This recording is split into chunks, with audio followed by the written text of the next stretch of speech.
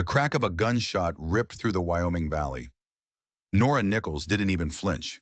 She just pressed herself flatter against the weathered wood of her father's barn, her heart a frantic drum against her ribs. She was 18 years old and she'd just seen something no daughter should ever see. Her own father, Samuel Nichols, standing over a dead man. But it wasn't just the murder that made her blood run cold. It was who the dead man was. He wasn't some random cattle buyer with deep pockets. He was a lawman. She'd seen the glint of the badge on his belt before her father's men had dragged him into the ravine.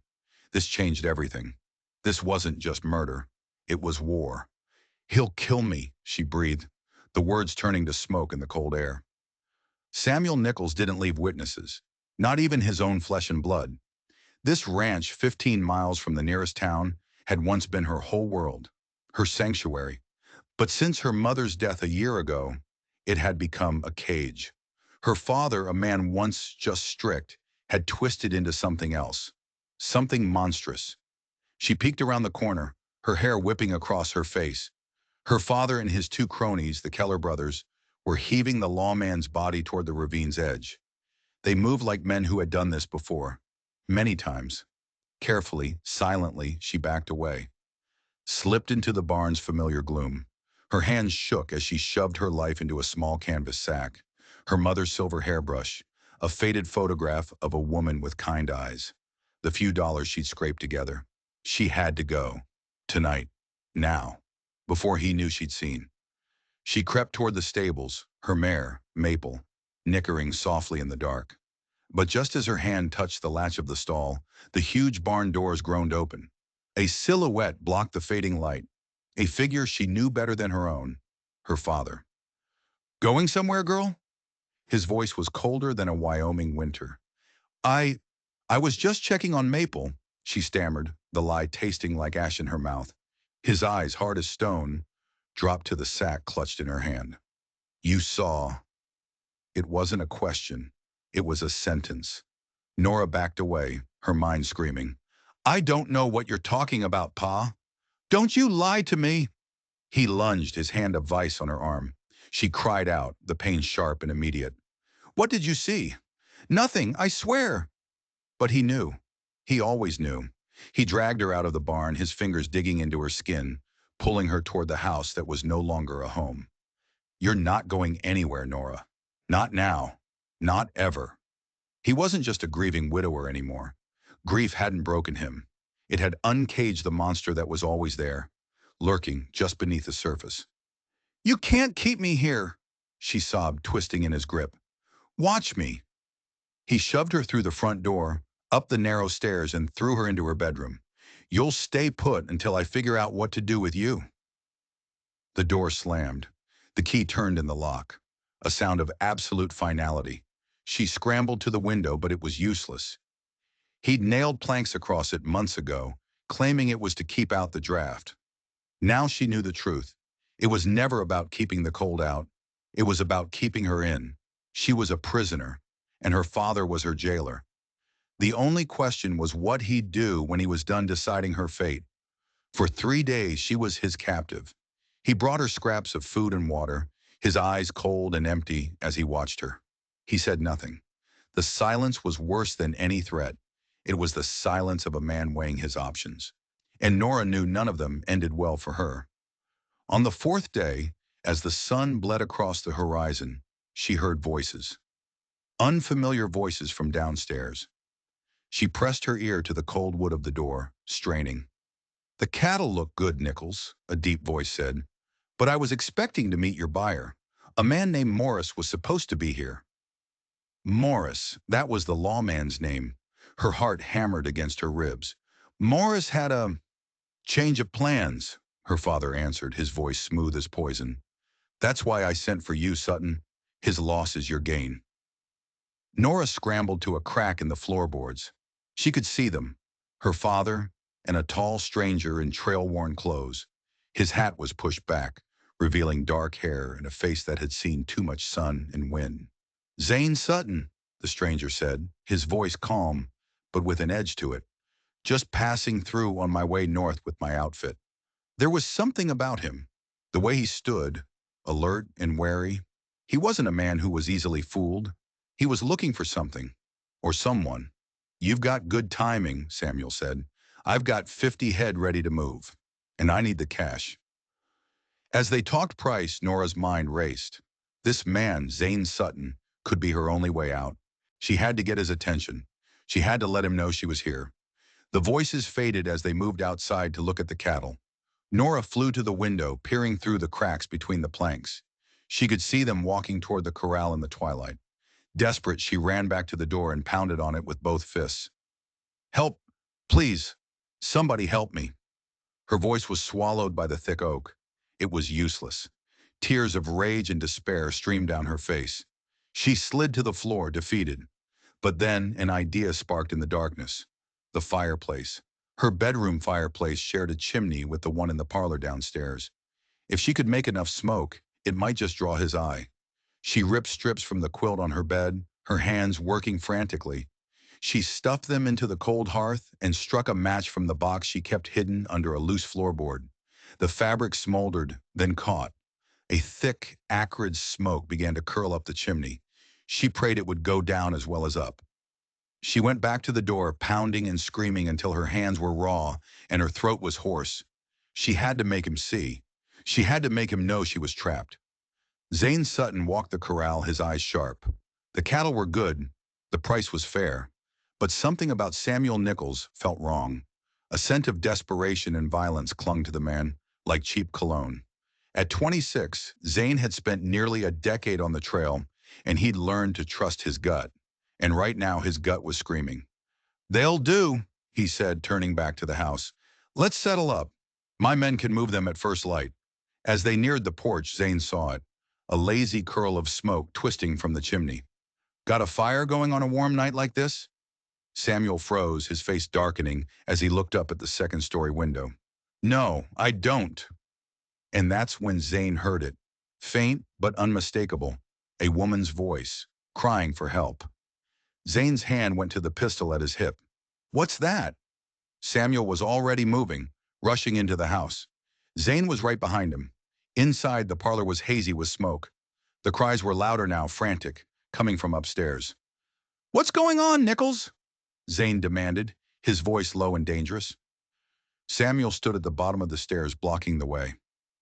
"Nothing that concerns you, Sutton. My daughter, she's unwell.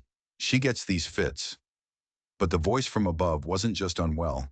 It was terrified. "That doesn't sound like a fit," Zane said, his eyes locked on Samuel's. "It sounds like a cage." Samuel's hand twitched toward a rifle leaning against the wall. "I think you should leave." In a single fluid motion, Zane drew his Colt. "I'm not leaving until I see the girl." For a heartbeat, they stood frozen in a standoff. Then Samuel made his move, lunging for the rifle. Zane was faster. He closed the distance in 2 strides and brought the butt of his pistol down hard on the older man's head. Samuel Nichols crumpled to the floor like a sack of grain. "Help! Please! I'm in here!" Zane took the stairs 2 at a time, following the voice to a locked door at the end of the hall. "Stand back!" he yelled. He heard a shuffle from inside, took a step back, and kicked. The wood splintered. The lock burst. The door flew open. A young woman stood there, her eyes wide with a mixture of terror and disbelief. She was clutching a torn piece of quilt, her face smudged with soot. He locked me in," she stammered. "My father, he's going to kill me." Zane glanced back down the stairs. "He's out for now, but not for long. We need to go. Can you ride?" She nodded, her mind finally catching up to the whirlwind of events. This was it, her one chance. "Yes, but he'll come after me." "Let me worry about that." Zane's voice was a rock of confidence in her sea of fear. "Get what you need, quick." She didn't have to be told twice. She snatched the sack she'd packed days before. "I'm ready." He led her downstairs past the unconscious form of her father. For a moment she hesitated, a pang of something, not grief, but a final, painful severing. "I can't just leave him." Zane gave her a hard look. "He locked you in a room and was about to shoot me for asking questions. What else has he done?" She thought of the lawman in the ravine. "Terrible things," she whispered. Zane didn't need to hear more. He pulled a rope from his saddlebag and tied Samuel's hands and feet with practiced efficiency. That'll hold him. For a while. Let's move. Outside, his powerful black stallion waited. You have a horse? Maple, in the stable. She led the way, the familiar scent of hay a strange comfort. Within minutes, they were saddled up and riding hard. Away from the ranch, away from the only life Nora had ever known. The moon was a silver sliver in the sky, lighting their way. My camp is 5 miles west, Zane said as they galloped. I've got men there. You'll be safe. Nora looked at the stranger who had just saved her life. Why did you help me, Mr. Sutton? He glanced over, his face serious in the moonlight. When someone calls for help, you answer. And it's Zane. I'm Nora Nichols. Thank you for answering. They rode in silence, the only sound the pounding of hooves on the dry earth. Nora's mind was a storm. She was free. But free to do what? Go where? We're driving the herd to Cheyenne, Zane said, as if reading her thoughts. From there, you can take a train, if you've got family. I don't, she admitted. There's no one. Zane nodded. We'll figure it out, one step at a time. Soon the glow of campfires appeared on the horizon. As they rode into the sprawling camp, a dozen rough-looking cowboys stopped what they were doing and stared. Boys, Zane called out, this is Miss Nichols. She'll be traveling with us for a while. An older, grizzled man approached. Everything all right, boss? Not exactly, Tom. I need a word. Zane dismounted and helped Nora down, his hands strong and steady on her waist. This is my foreman, Tom Wells. Tom, see that she gets some food and a place to rest. As Tom led her toward the chuck wagon, Nora looked back. Zane was already in a tense conversation with two of his men, his face grim. She had just placed her entire life in the hands of a stranger. But strangely, she felt safer than she had in over a year. The camp cook, Miguel, gave her a plate of beans and biscuits. She ate like a starving wolf. It was the best meal she'd ever had. It's freedom, she told the cook, and he seemed to understand. After she ate, Tom showed her to a small tent. The boss says you're to have his bedroll. He'll bunk with the boys. Exhaustion hit her like a physical blow. She crawled inside and collapsed, the events of the day crashing down on her. The smoke, the broken door, the escape. Her father's unconscious body on the floor. Sleep didn't come easy. Every crackle of the fire, every lowing of the cattle, was a reminder that she was a stranger in a strange land. What if her father got free? What if he was already on his way? She awoke with a start to the sounds of the camp coming to life. Emerging from the tent, she saw Zane in the center of it all, issuing orders with a quiet authority. He saw her and walked over. Morning, Miss Nichols. Zane, she said, cutting him off. What happens now? We head north, he said, his jaw tight. I sent 2 men back to watch your father's place. If he makes a move, we'll know. He led her away from the others. He will follow, she said. He won't let me go. I figured as much. You need to tell me exactly what you're running from. In the cool morning light, she could see him clearly now. He was young, maybe mid-20s, with eyes that seemed to see right into her soul. He killed a man, she said, the words tumbling out. A lawman named Morris. He shot him and buried him in the ravine. I saw it. He knew I saw it. That's why he locked me up. Zane's expression hardened, but he didn't look surprised. And you think he'd kill you too? I know he would. He's not the man he was before my mother died. Something inside him, it's gone rotten. Grief can change a man, Zane said, but it's no excuse for murder. He looked at her, a long, measuring gaze. We're 10 days from Cheyenne. You stay with us. I'll make sure you get there safe. His kindness was disarming. Why are you doing all this for me? A ghost of a smile touched his lips. Maybe I have a weakness for girls who are willing to burn down a house to save themselves. For the first time in what felt like a lifetime, Nora smiled back. It worked, didn't it? That it did, he said, his voice growing serious again. But the trail is hard and my men aren't used to having a woman around. They're good men, but you'll have to be strong. She thought of the alternative, going back, trying to make it alone. I'm stronger than I look, she said, and she knew it was true. She had survived her father. She could survive this. As he turned to leave, she caught his arm. Zane, thank you. Something flickered in his eyes, something she couldn't quite read. Then he just nodded and walked away. The next few days fell into a rhythm. They rose before dawn and rode until dusk. Nora helped Miguel with the chuck wagon, earning her keep. The cowboys were wary at first, but her quiet competence and her refusal to complain slowly won them over. She learned their stories. Tom, the foreman, with a family in Texas. Young Finn, barely older than her, who blushed every time she looked at him. Miguel, who sang sad Spanish songs as he cooked. But she watched Zane the most. He was a puzzle. Polite but distant, a natural leader who earned respect without demanding it. It was the complete opposite of her father's tyranny. She often caught him watching her, his expression unreadable. She wanted to know what he was thinking. She needed to know if she could truly trust him. On the fourth night, the answer came in a cloud of dust. Tom rode into camp at a full gallop, reining his horse to a dramatic stop. "Boss, riders, 4 of them, coming hard from the south." Zane was on his feet in an instant, his hand on his gun. "How far?" "An hour, maybe less." He turned to Nora, his eyes grim. "Does your father have men who would ride with him?" "The Keller brothers," she whispered, her blood turning to ice. Her father had found them, and he'd brought his dogs of war with him. The camp exploded into controlled chaos. Men checked their rifles, took up defensive positions. The easy camaraderie of the trail vanished, replaced by a tense, deadly focus. Nora's appetite was gone. She sat by the fire, every nerve alight, listening for the sound of hooves. Zane came and sat beside her, his own rifle across his lap. "You should try to rest." "I can't, not knowing he's out there."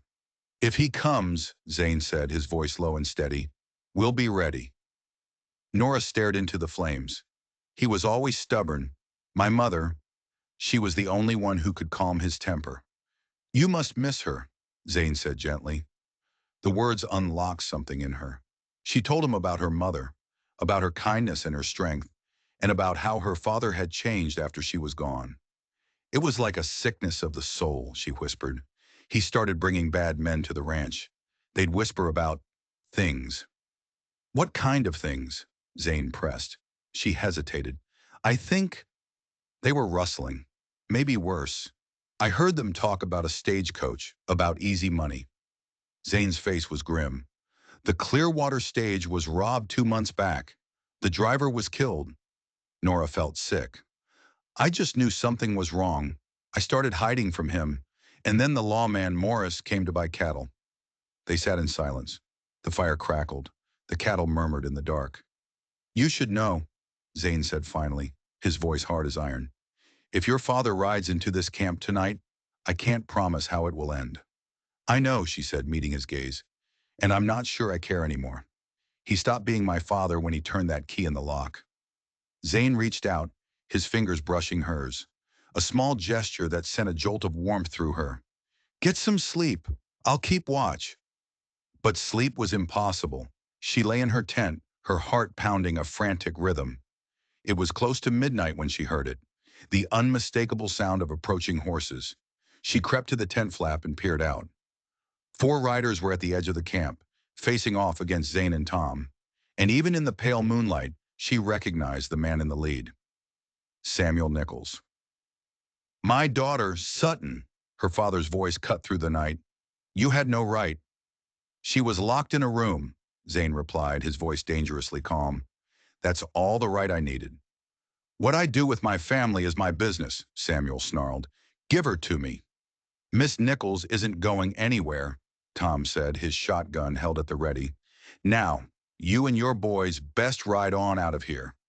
One of the Keller brothers laughed, a nasty grating sound. "We ain't leaving without the girl."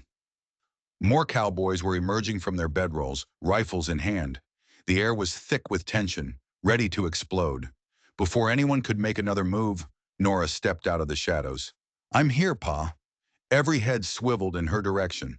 Her father's face was a mask of fury. "Nora, come here. We're going home." Zane stepped between them, a human shield. "She's not going anywhere."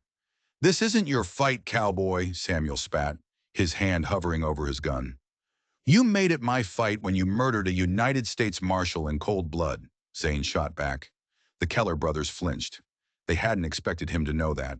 She's been filling your head with lies, her father roared. She's always been a liar. Then tell them, Pa, Nora said, her voice ringing with a strength she didn't know she possessed. Tell them what you did to Marshal Morris. Tell them about the stagecoach. Tell them about all the men who came to our ranch and never left. Her father was stunned into silence. Then his face contorted into a mask of pure evil. Don't you dare speak of things you don't understand. Your mother, you were the death of her. The accusation hit Nora like a physical blow. What? She was fine until you brought that fever home from town. She caught it from you. She died because of you. Samuel's voice cracked with a grief that sounded terrifyingly real. You took her from me, and now you turn on me. At three, for a sickening moment, Nora wavered. Was he right? Was it her fault? That's not how fever works, Nichols. Zane's voice cut through the confusion like a knife. You're just trying to poison her with guilt.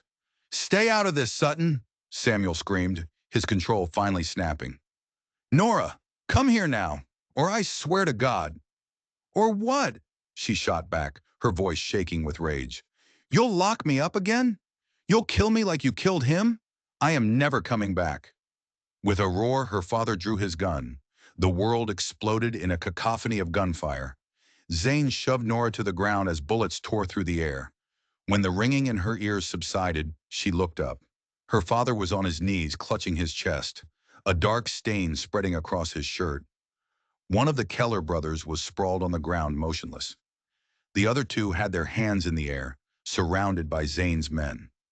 Zane stood over her father, his pistol still smoking. It's over, Nichols. Samuel's dying eyes found Nora's. For a moment she saw not the monster, but the man he used to be, the father who had taught her to ride. Eleanor, he whispered, her mother's name. Then he fell face first into the dirt. He was gone. The father she had loved, the monster she had feared, both dead. There was only a hollow, aching emptiness. Zane holstered his pistol and knelt beside her, his face a mask of concern. Nora, are you hurt? She shook her head, unable to speak. Tom, Zane ordered, his voice sharp, take care of this. Keep those two tied up. He gently pulled Nora to her feet and led her away from the carnage, back to the relative safety of the campfire. He wrapped a blanket around her shoulders and handed her a cup of coffee laced with whiskey. It won't make you forget, he said softly, but it might help. The liquor burned a welcome trail down her throat. You killed him. Yes, Zane said, his voice devoid of apology. He was going to kill you. I had no choice. She knew he was right. She had seen the murder in her father's eyes. Thank you, she whispered, for saving my life. Again. They sat in silence, watching the flames devour the darkness. Do you think he was right? She asked finally, the question tearing at her. About my mother? Zane looked at her, his blue eyes serious. I think a guilty man will say anything to hurt the people who know his secrets. Your mother loved you. She cared for you because she loved you. Your father couldn't accept that he lost her to a fever he couldn't control. So he blamed you. His words were a balm on a raw wound. It made a terrible kind of sense. What happens now? She asked, her voice small. To them? And to me? The Kellers will be turned over to the law in the next town, Zane said. With your testimony, they'll hang. The West has its own kind of justice. He paused, looking at her. As for you, the offer to get you to Cheyenne still stands. From there, you can go anywhere. I have nowhere to go, she whispered. No family, no one. Zane was quiet for a long moment. Then stay with us, he said, the words surprising them both. With the outfit, we can always use another hand, and you've more than proven you can handle yourself. She looked at him, searching his face in the flickering firelight. You'd let a woman join your cattle drive? A small smile played on his lips. I'm the boss. I make the rules. For the first time since the shootout, a tiny spark of hope ignited in the hollow space in her chest. I'd like that, she said. At least, until I figure out what comes next. Then it's settled. He reached over and squeezed her hand. Now get some rest. We ride hard at dawn. This time when she returned to her tent, exhaustion claimed her completely. She fell into a deep, dreamless sleep, the sleep of a survivor. The next morning was grim. Zane and his men had buried her father and Jake Keller on a hill overlooking the camp. There were no prayers, no ceremony, just two fresh mounds of dirt under the vast Wyoming sky. Nora stood by her father's grave. She felt nothing. She placed a single wildflower on the disturbed earth, then turned and walked away without looking back. Zane was waiting with the horses. Ready to ride? She nodded, grateful for his lack of sentimentality. There was no time for mourning what was already lost. The trail waited. They pushed hard, making up for lost time. A few days later, they rode into the dusty town of Riverton, the two bound Keller brothers in tow. The sheriff, a burly man named Davis, listened intently as Nora told her story. The murder of the marshal, the stagecoach robbery, her imprisonment. When she was done, he looked at the sullen Keller brothers. We've had telegrams about that robbery, he said, and Marshal Morris's family reported him missing. I'd say your story holds up. The Kellers knew it was over. Their fate was sealed. While the prisoners were locked away, Zane took Nora to the town's only hotel. You should rest in a real bed, he said. We'll stay the night. The room was a luxury after weeks on the trail. She washed away the dust and grime and changed into her only other dress. When she met Zane in the dining room, she saw an appreciative glint in his eye. He had visited the barber, his jaw clean-shaven, his dark hair trimmed. He looked younger, less burdened. You clean up nice, Miss Nichols, he said with a half-smile. As do you, Mr. Sutton. Over a meal of roast beef and apple pie, they talked. For the first time, it felt easy, natural. The sheriff told me something interesting, Zane said, as they lingered over coffee. With your father gone, you're his only heir. The ranch, it's legally yours. Nora stared at him, stunned. She hadn't even considered it. You could sell it, Zane continued. Use the money to start over somewhere new. The thought of going back to that place, even for a day, filled her with a cold dread. I don't think I can, she said. Too many ghosts. You don't have to decide now, he said, his voice gentle. After dinner, they walked along the town's main street. It was a simple, peaceful moment, a pleasure she hadn't known in years. What will you do after Cheyenne? She asked him. He shrugged. Collect my pay, head south, find another herd. It's the only life I've ever known. You never thought of settling down? A shadow crossed his face. There was a girl once, in San Antonio. She didn't want to be a cowboy's wife. I'm sorry, Nora said. It was for the best, he said. But she could see the old hurt in his eyes. They reached the edge of town as the sun began to set, painting the sky in fiery strokes of orange and purple. It was beautiful, breathtaking. Beautiful, Zane murmured. But when she glanced at him, he wasn't looking at the sunset. He was looking at her. In that moment, something shifted. An unspoken truth that had been growing between them on the trail finally came to the surface. Her heart began to beat faster as he stepped closer. Nora, he began, his voice rough with emotion. I don't want to take advantage. You're not, she whispered, her voice barely audible. I know my own mind, Zane. A slow smile spread across his face, a genuine, heart-stopping smile. He leaned in, giving her every chance to pull away. She didn't. His lips met hers, gentle at first, then with a rising passion that left her breathless. When they finally broke apart, he rested his forehead against hers. I've been wanting to do that, he breathed, since I saw you standing in that doorway, covered in soot and ready to burn the world down. She laughed, a giddy, joyful sound. Even then? Especially then, he chuckled. They walked back to the hotel hand in hand. The simple touch felt both scandalous and perfectly right. At her door, he kissed her again, a soft, promising kiss. Good night, Nora. Good night, Zane. Inside her room, she leaned against the door, her fingers pressed to her lips. For the first time in her life, she felt truly, completely free, free to choose her own path. And her heart was telling her, loud and clear, that her path was intertwined with the cowboy who had kicked down her door. The rest of the journey to Cheyenne was different. They were careful, aware of the watchful eyes of the crew, but they found moments. A shared glance across the campfire, a brief touch of hands as he passed her a plate of food. Long talks after the others had gone to sleep, sharing stories of their pasts under a blanket of stars. She learned about his childhood on the move, about the tattered copy of the Iliad he kept in his saddlebag. He learned about hers, the happy years before her mother's death, before her father's darkness had consumed their home. The bond between them grew stronger with every mile. 8 days later, they saw it. Cheyenne, a bustling, sprawling city that was a world away from the isolated ranch she'd grown up on. Zane delivered the herd to the stockyards while Nora helped Miguel prepare their last meal as an outfit. That night, the camp was filled with celebration. Whiskey flowed, and the men sang trail songs, their voices rough but full of life. Nora sat beside Zane, his arm wrapped around her shoulders. These men, once strangers, had become her protectors, her friends. In a strange way, they had become her family.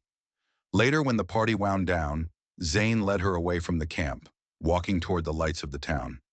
"I close the sale tomorrow," he said. "The men get their pay. Then I have to head to Colorado. There's another herd waiting." Nora's heart sank a little. "When do we leave?" Zane stopped and turned to face her in the moonlight. "That's the thing, Nora.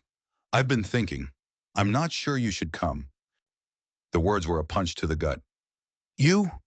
You don't want me with you?" "No," he said quickly, taking her hands. "That's not it at all. I want you with me more than anything. But this is the only life you've known. First your father's ranch, now the trail with me. Before you tie yourself to this life, to me, you deserve to see what else is out there." "What are you saying?" "I'm saying stay here, in Cheyenne.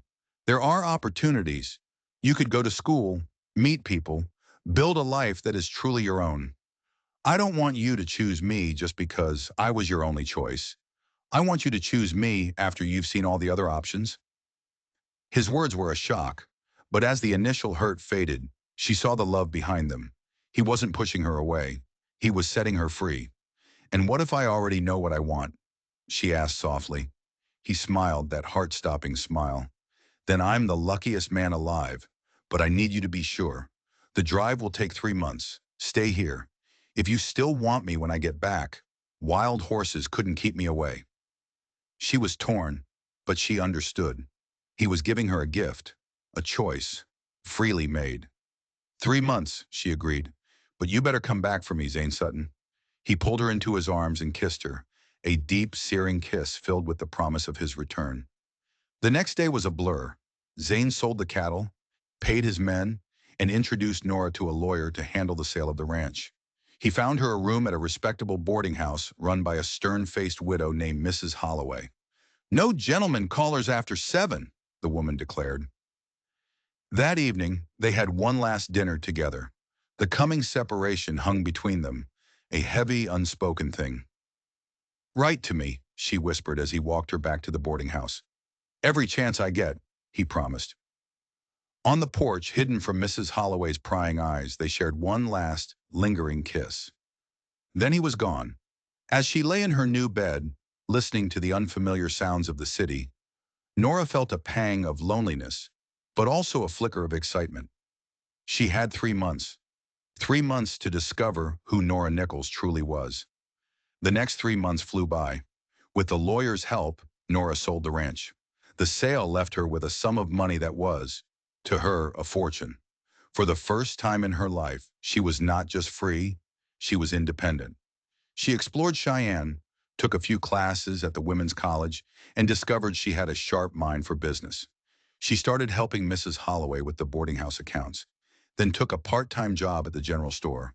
The owner, Mr. Peterson, was amazed by her knack for numbers and her shrewd negotiating skills. "You have a head for business, Miss Nichols," he told her. "A rare thing." Zane wrote, just as he'd promised. His letters were her lifeline, full of tales from the trail and declarations of his love. She wrote back, telling him of her own adventures in the city, of her growing confidence. She was building a life, her own life. In her 3rd month, she made a bold move. Using a portion of her inheritance, she bought a small empty shop on a side street. "Are you sure about this?" her lawyer asked, skeptical. Running a business is no small thing for a woman. My mother ran a ranch, Nora replied with a smile. I think I can manage a shop. She knew exactly what the city needed. Drawing on her own experience, she decided to open a mercantile that catered specifically to the needs of ranchers and homesteaders. She stocked specialized tools, durable clothing, and books on animal husbandry. She called it Nichols Mercantile. 2 weeks before Zane was due to return, she opened for business. It was an instant success. Word spread like wildfire. Ranchers coming into town flocked to her store. She had found her calling. She had built something from nothing.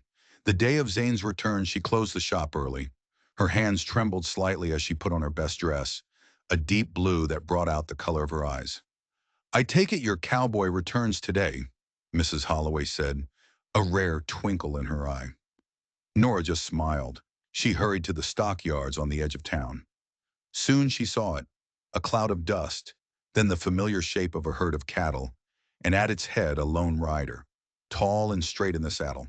Her heart leaped. It was him. When the last of the cattle were penned, he dismounted. He turned and he saw her. He froze, his face breaking into a grin that lit up his entire being. He crossed the dusty ground in long, urgent strides. You're here, he said, his voice thick with emotion. Did you think I wouldn't be? She asked, her own voice unsteady. I hoped, he breathed, his eyes drinking her in. You look beautiful, Nora. And you, she teased, look like you need a bath. He laughed, a deep, happy sound. Give me 2 hours to get cleaned up, and I'll take you to the finest dinner in Cheyenne. I have a better idea, she said, taking his hand. Come with me. I have something to show you. Puzzled, he followed her through the bustling streets. You've changed, he said, looking at the confident way she carried herself. In some ways, she said. In others, not at all. She led him to the side street and stopped in front of a freshly painted storefront. Nichols Mercantile. Zane read the sign, then looked at her, his eyes wide with disbelief and dawning admiration. This is yours? It is, she said, her voice filled with a pride she had earned. She unlocked the door and let him inside. He walked through the aisles looking at the well-stocked shelves, the neat ledgers on the counter. Nora, this is remarkable, he said, turning to her, his face full of respect. You're going to do well here. A flicker of the old uncertainty touched her. That's the question, isn't it? Whether I'll be here. He moved closer, taking her hands. These 3 months were for you to decide, he said softly. And I have, she said, her voice strong and clear. I've decided I want both, this shop and you. A shadow crossed his face. The trail is no place for a shop owner, and Cheyenne is no place for a cattle driver. I've thought about that, she said, placing a finger on his lips to silence him. You know cattle, Zane. You know what ranchers need. What if, instead of driving other people's herds, you had your own? A ranch not far from here, close enough that I could run the shop and we could build a home. Together. Hope flared in his eyes. A ranch of my own. Nora, I can't let you use your inheritance on me. Not on you, she corrected. On us. She stepped into his arms, her hands on his chest. I love you, Zane Sutton. These 3 months taught me that I can stand on my own 2 feet, but they also taught me that I don't want to stand there alone. I want to stand there with you. His hands came up to frame her face, his expression full of a love so profound it stole her breath. I love you too, Nora. More than I thought possible.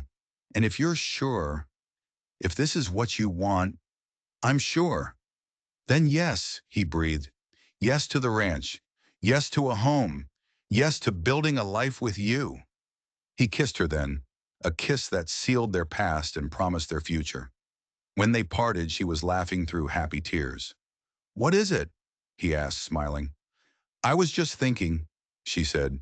If you're planning to share a ranch and a life with me, I certainly hope your intentions are honorable, Mr. Sutton. In response, Zane dropped to one knee, right there in the middle of her shop, his trail dust a stark contrast to the polished floorboards. Nora Nichols, he said, his voice ringing with sincerity, you are the strongest, bravest, most remarkable woman I have ever known. You rescued yourself, and in doing so, you rescued me from a life of wandering. Would you do me the honor of being my wife? Tears streamed down her face as she nodded. Yes, Zane. Yes, 1,000 times. Yes. He rose and swung her into his arms, lifting her off her feet. As the afternoon sun streamed through the shop window, bathing them in golden light, Nora knew her journey wasn't over. It was just beginning. Her father had locked a door, trying to trap her in darkness. But a good man had broken it down, not just to set her free, but to lead her into the light. Together, they wouldn't just build a ranch or a business. They would build a life. 5 years later, the sound of children's laughter echoed from the porch of the Sutton Ranch. Nora watched as Zane chased their 4-year-old daughter, Eleanor, across the lawn, while 2-year-old Samuel toddled after them. Their ranch had prospered, a testament to Zane's skill with cattle and Nora's sharp business mind. Nichols Mercantile was the most successful shop in Cheyenne, now managed by a young woman Nora had trained herself. Zane caught Eleanor and swung her into the air.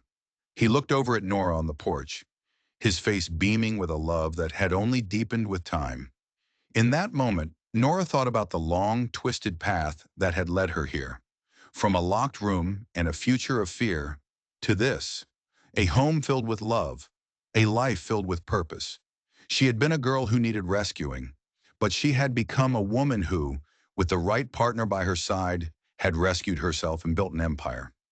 The past was a scar, but it was no longer a wound. The future was here, and it was brighter than any Wyoming sunrise. If you enjoyed Nora's journey from captive to queen of her own world, don't forget to hit that subscribe button and ring the bell for more stories of justice and survival against all odds.